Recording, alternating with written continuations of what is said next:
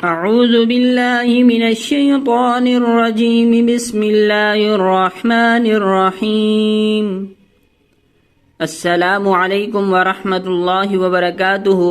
معزز سامعین گرامی، آج ہم اپنی یوٹیوب چینل روحانیات میڈیا پر بہت ہی عمدہ ویڈیو لے کر حاضر ہوئے ہیں۔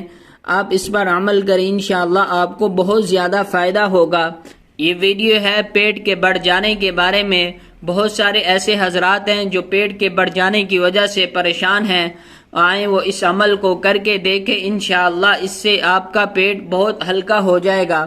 پیٹ کا بڑھ جانا 3 وجوہات کی بنا پر عام طور پر پیٹ باہر نکل آتا ہے، جو ایک خطرناک بیماری ہے۔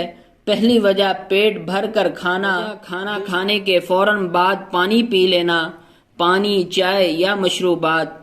تیسری وجہ رات کا کھانا کھانے کے بعد یا تو بیٹھے رہنا یا نیم دراز لیٹ جانا یا پھر فوراً سو جانا۔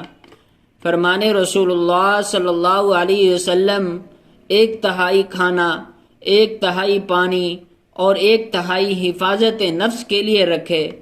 مشروبات یا پانی کھانا کھانے سے پہلے یا کھانے کے دوران یا 1 گھنٹہ بعد پئیں۔ نمبر 4، رات کا کھانا ہضم کر کے سوئیں۔